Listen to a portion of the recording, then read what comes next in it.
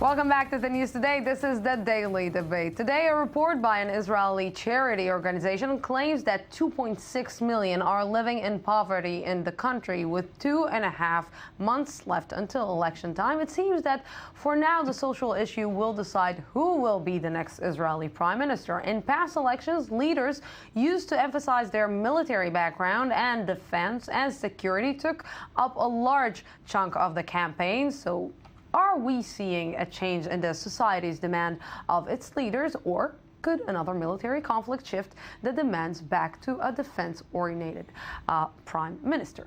And joining me tonight is Dr. Hani Zubeida, professor of political science at the Israel Valley Academic College. Good evening. Good evening to you, Lucy. Thank you for coming. And also Lior Chorev, political strategist and consultant. Good evening. Good evening. So before we will start discussing this matter, let's see what our viewers had to say about that, and I believe that they had a lot. No, wait. Good evening, Lucy, and to our guests in studio. So this issue is certainly the sort of divide between security and defense on one hand, and economics and socioeconomics on the other is an issue not just for Israel, of course, but around the world. So we asked our viewers today, globally, when it comes to election time, is it the socioeconomic issues that are sort of on top of their agenda as voters? The viewers were quite evenly split, probably reflecting just how much those two elements play a role. 54% said yes, 43% said no. I brought you just a few of our range of comments today. Let's start with Simon, who says it depends on how dire the socioeconomic situation is as opposed to the security situation. If one can't make ends meet, but the gap is small, security is important. If you can't make ends meet and the gap is gigantic, you have to focus on economics. So he's sort of saying, in simple terms, if it's really, really bad, if the economic situation is that bad, that is what's going to push you to look away from security. So a good question maybe if Israel is indeed at that point, if they have reached that point as a society. Pascal said social issues are a major concern since these problems affect my life and millions of others every day. He says, unfortunately, these issues are often put aside and hidden by populist security arguments. I'm sure there are a few here in Israel that would agree with that one. Danny said, since Israel was founded, the country is living and dying by the sword. So when Israelis are going to vote, they should always think about security. I'll let that one speak for itself. And let's end with CJ, who said what voters and most of all leaders need to understand is that security is rooted in economic stability. He says as long as they ignore that, both of them will suffer tremendously. So a very good point, an important one for Israel certainly to leave off with. And with that, I'll pass it back to you. Yes, thank you very much, Nurit. Mr. Security, we call him, Mr. Prime Minister Benjamin Netanyahu, is shifting suddenly just months before the elections and becoming more social and talking about the new salary and talking about the changes that he did in the economy. But how come we didn't feel it? It's a mistake. It's a huge strategic mistake by the Prime Minister. These elections are not going to be on the cost of living. They're not going to be on welfare. They're going to be all about the bloc stupid. It's going to be left versus right. At the end of the day, people will shift back to the bloc issue. And one thing that, people are not speaking about looking at the poverty levels is when you look at the child poverty levels, most of them are either from the Arab or the ultra-Orthodox sector. So the Arab sector is embedded within the left bloc, and the ultra-Orthodox are embedded in the right bloc. So as at the end of the day, the relevancy of this issue, like all the last poverty documents that we have seen, will pass away within 24, 48 hours. We'll go back to the same measures. And at the end of the day, it's going to be about the bloc stupid or left or right versus, at the end of the day, who will have the ability to build the next coalition. When I'm hearing this, it means that the Israeli society is saying, okay, I'm remembering this, that I don't have money to buy bread and milk to my children just in the next 2 days, and just in a few months, in 2 months, when I will go and pick the new prime minister, I will say, oh, the old one is the old one, and I know him, so better maybe I will vote for him again. Well, I think he moved from I'm the only candidate for the prime ministerialship to suddenly, oops, there are issues that I need to face. And I think that was the brilliancy of the move of Livni and Herzog. I think the fact that they joined forces does not necessarily mean that they are a candidate together, because they're going to rotate. Yeah. That they are a viable candidate for the prime ministerialship, but they have shifted Netanyahu. And I think as a result, First he started talking in blocks, by the way, which I agree. He started saying, well, you see, everybody else is now joining forces against us. All the left sees me as the problem. Of course the left sees you as a problem. There was a coalition and there was an opposition. And the opposition was from the left. And then all of a sudden he shifted to the Palestinian issue.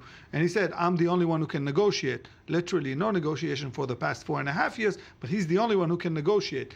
And all of a sudden, yesterday, when we are talking about the minimum wage forever, while they approved it in the private sector, he comes with this kind of like lollipop. Okay, guys, I'm going to approve it for the public sector as well.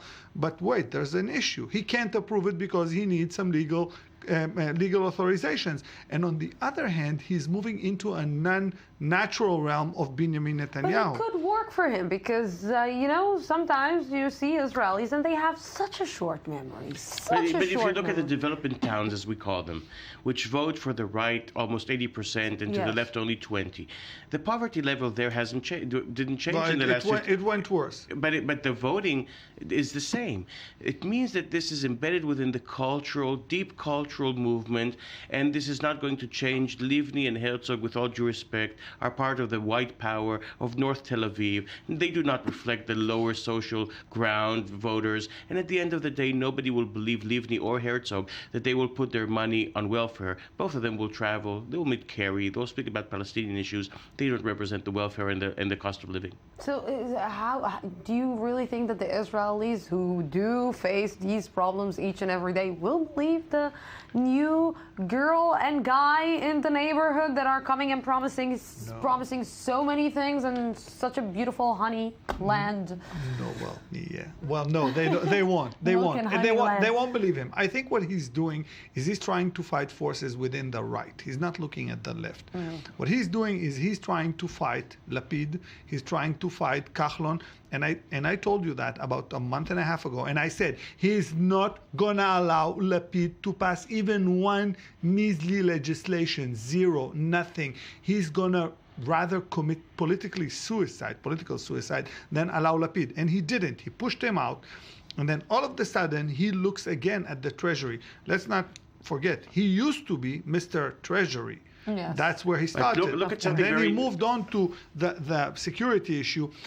I do not believe he's even looking at Herzog and Livni.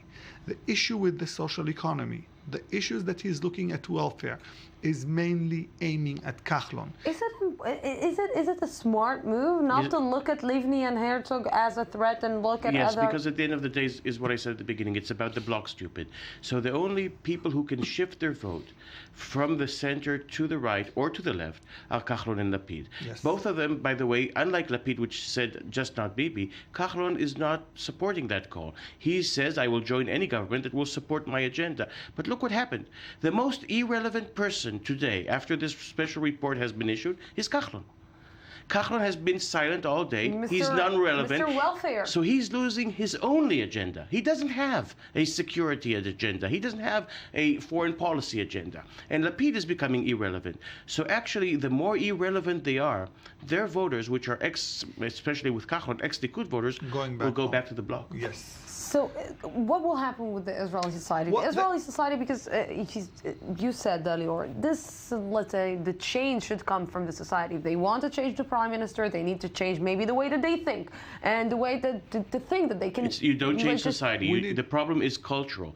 The labor hasn't been talking to the people that came from the North African diaspora, the Jews from North Africa. It's a cultural issue. They don't speak the same language. They don't observe the same religion in terms of traditional religion, and they don't speak in the same terminology. And Benjamin Netanyahu does? Well, No, he but the Likud doesn't, does. but the Likud does. That's the major. Let's differentiate between two things.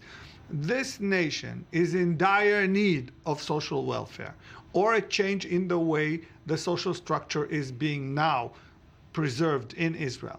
Because as we see from Social Security, from independent reports, poverty is becoming the number one issue in Israel. I can just remind you, when looking back at the United States during the 70s, they asked homeless people, what is the number one problem of the United States? 85% of them replied communism. which is kind of like a problem because these are people without homes. In Israel, it's the same thing. You'd ask the people who are really poor, and I agree with Lior on this. You ask the people who are really poor, what's the problem? Number one problem of Israel. They would say Palestinian, Hamas, Iran, so on and so forth. They're not focused, and I agree. This is why they're splitting. But when you're watching today, and you're opening the internet, and you see like on the front page of the internet, families that are bringing only one child to the world because they are not able to actually finance. But I'll answer you this very briefly. The people you see on the internet, and by the way, the internet is the most irrelevant place for this topic. But the people I'll tell that to our parliament members. But when you see those people, they belong either to the former immigrants from Soviet Union, which are old and are on the backstage of society. You're talking about ultra-Orthodox and the Arab population, which are far from the eye and the heart of the majority of Israelis. And at the end of the day, what we're seeing actually today is a struggle between, I would call it, the agenda of the major media outlets in Israel. You see who chose to put it in the front page and the central issue of their agenda today. These are the papers who support the left and are against Netanyahu. If you look at the opposite media outlets, the agenda is totally different. But I still think there's an issue there. I still think the issue is with economy. And I still think that if we were a healthy society like the United States, there would be one question. How would you compare your current economic situation to previously 4 years ago? Better or worse? If it's better, you're going to vote again for the same president or for the party. It was with Clinton, the economy stupid. Of course. But now obviously, Bush the father who promised, read my lips, I will not raise taxes. Raise taxes, boom, go home. We don't want you here. Obama again, very bad international president. Inside, he bailed out. The bailout was looking good. Now, Netanyahu has been... The bailout and the health care insurance policy. The Obamacare. But what is going on right now in Israel is that Bibi Netanyahu had 2 terms. Short terms, but 2 terms. And the economy is getting worse. Now, I believe that there would be a shift in this election campaign. I still don't think we've seen everything. I think Kahlon is quiet because he's waiting for this one person that he thinks will be the bomb. But until now, those persons are changing. Are leaving him, exactly. I agree. I have to give you one example, though, which I beg to differ from maybe when you talk about the possibility of changes. When you look at polling numbers, the ones that usually journalists don't look at, and you ask themselves, who do you think in the last decade was the best financial minister in the country? Netanyahu is leading. Yes, so if you think about it, Rabin chose to be the defense minister and prime minister. Barak chose to be the defense minister and the prime minister. Just think about a possibility where Netanyahu will say, it's the economy, I'm going to be financial minister and prime minister. And this may hit the jackpot. But the last time that he was financial, just remind me if I'm wrong, but the last time that he was finance minister, it dropped the Likud to 12 mandates. No, it didn't. What dropped the Likud was the fact that Ariel Sharon stepped out of the Likud, but he was the financial minister of Ariel Sharon, and that's the difference. He got the backing of Ariel Sharon. Lapid never got that backing from Netanyahu. But there was an issue. His final days at the term as a finance minister were not as good as the beginning.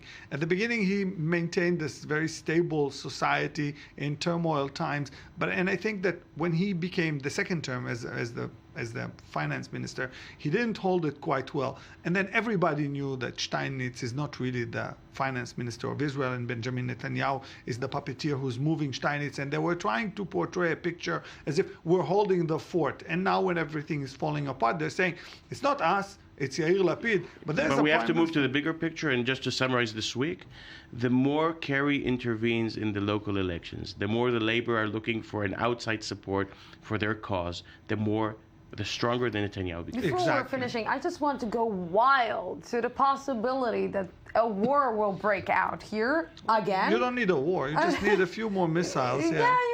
I'm going wild with my mind. Who would it help? Would it help Benjamin Netanyahu? War helps the right. Yes. Remember when Olmert was prime minister and there was an operation in Gaza? The only person who gained mandates was the Likud and Netanyahu. War always, especially on the short term, helps the right. I should say in Israel. It doesn't necessarily need to be a war.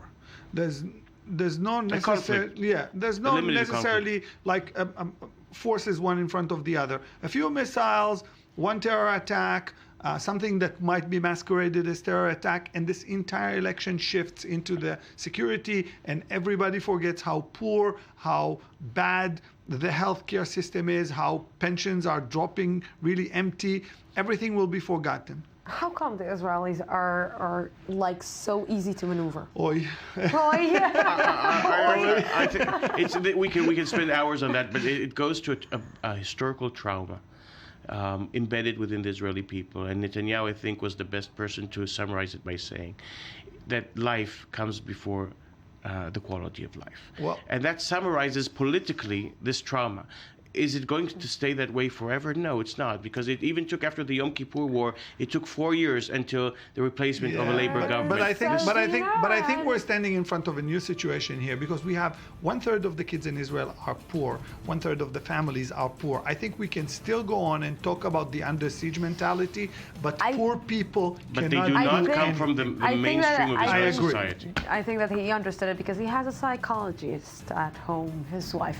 Gentlemen, thank you very much Good evening. for Thank you very that. much for having us. We're going out for a small break, 2 minutes, and then I'll be back.